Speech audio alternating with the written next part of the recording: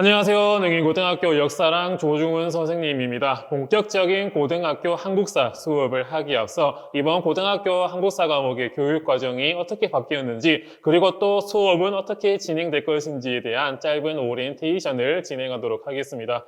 이번 한국사 국정교과서가 폐지되게 되면서 다른 과목보다는 조금 늦게 중학교 역사 과목, 고등학교 한국사 과목의 교육 과정이 2020년 3월부터 바뀌게 되었습니다. 바뀌기 이전에 고등학교 한국사 과목의 대단원 목차를 보면 1단원부터 3단원까지는 선사시대부터 조선시대 개항기 이전의 역사인 전근대의 역사를 배우고 난 다음에 4단원부터 6단원까지는 조선시대 개항기 이후부터 대한민국 현대사까지인 근현대사를 배우도록 구성이 되어 있었는데요. 이번에 바뀌게 된 고등학교 한국사 교과서의 대단원 목차를 보면 6개의 대단원에서 4개로 줄어들게 되었고, 그중에 특히 1단원에서 전근대의 역사를 간단하게 요약 압축해서 배운 다음에 2단원부터 4단원까지는 근현대사를 배우도록 이 내용이 구성이 되게 되었거든요. 그 구성 비율을 보면 1단원 전근대의 비율이 전체의 약 27%를 구성하게 되었고요. 2단원부터 4단원까지 근현대사의 비율은 대체로 73%를 구성하게 되었습니다. 바뀌기 이전의 교육 과정을 보면 전근대 50%, 근현대 50%를 배우도록 구성이 되었지만, 이번 바뀌게 된 2015 개정 교육 과정에서는 고등학교에서는 근현대사를 중심으로 공부를 하도록 되었는데요. 왜 이렇게 되었는가, 그 배경을 설명하기 전에 중학교 과정도 어떻게 바뀌었는지 보도록 하겠습니다. 대체로 중학교 2학년 때는 역사 1 과목을 듣게 되고요. 중학교 3학년 때는 역사 2 과목을 듣게 됩니다. 역사 1에서는 그 이전에는 전근대의 한국사와 세계사를 배웠고, 역사 2에서는 근현대사의 한국사와 세계사를 배웠지만, 이번 바뀌게 된 교육 과정에서는 역사 1에서는 세계사만 배우도록 구성이 되었고요. 역사 2에서는 한국사만 배우도록 구성이 되었습니다. 그 중에서 특히 한국사의 구성 비율을 보면 전근대가 약 80%를 구성하고 있고, 근현대가 약 20%를 구성되게 될 정도로 중학교 역사 과목의 한국사는 전근대를 중심으로 학습을 하게 되었습니다. 왜 이렇게 한번 갔을 때 중학교 3학년이라고 하는 특수성이 있거든요. 중학교에서 고등학교로 올라가는 과정이 있기 때문에 약간 근현대사를 배우기가 조금 진도 빼기가 힘들 수 있다, 다 못 배울 수 있다, 이런 의견이 있기도 했고요. 그리고 또 진도가 또 바쁘기 때문에 세계사보다는 한국사 위주로 수업을 진행하는 경향이 있었으며,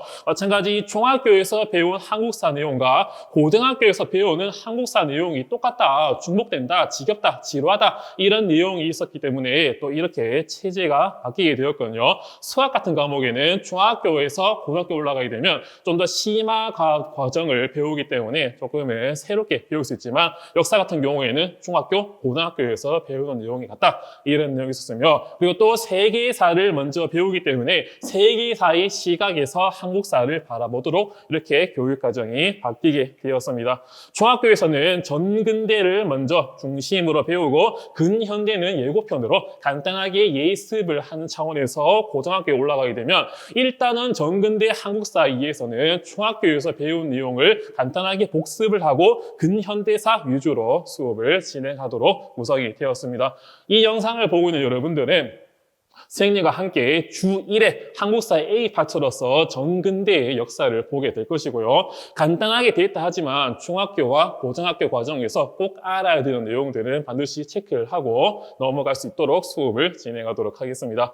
이렇게 대단원의 목차를 봤다면, 이제는 대단원 밑에 중단원과 소단원의 목차들을 이어서 보도록 하겠습니다.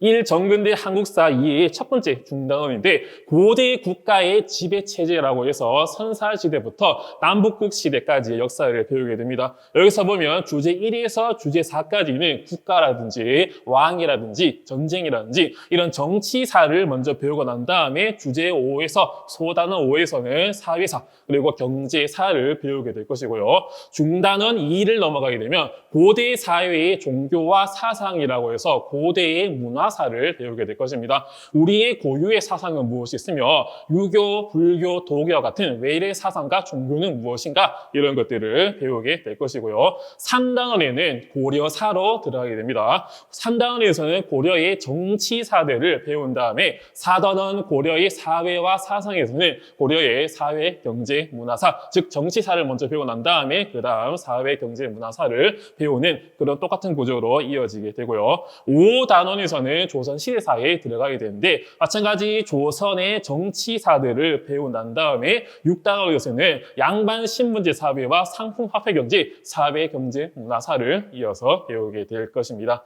이렇게 대단원, 중단원, 소단원, 교과서의 목차를 봤다면 이번에는 두 번째로 어떻게 수업이 진행이 될 것인지에 대해서 설명을 해드리도록 하겠습니다. 지금 여러분들이 보고 있는 영상을 디딤 영상이라고 하는데요. 이러한 디딤 영상은 유튜브와 구글 클래스룸에 업로드가 될 예정입니다. 수업 방식은 주로 이렇게 프로젝터 빈과 판서를 활용해서 수업을 할 것이고요. 어쩔 때는 전체 판서만 이용해서 수업을 할 수도 있습니다.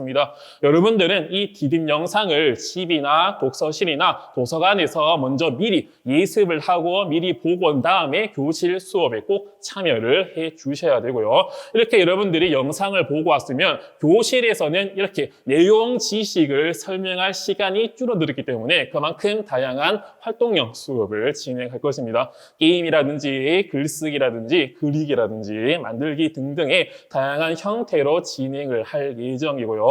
이렇게 수업의 첫 번째 목표는 여러분들의 역사적 사고력을 증진시키는 것을 목표로 할 예정입니다. 당시 시대적 상황에서 얘가 이 역사적 인물이라면 이 세계를 어떻게 바라봤을까, 어떻게 행동을 했을까 등등의 글쓰기, 그리기, 만들기 등등을 할 예정이고 두 번째는 여러분들의 입시와 밀접한 관련이 있는 세부 능력 및 특기 사항에도 이런 다양한 활동들의 내용이 들어갈 수 있도록 수업을 구성하고 진행할 예정입니다.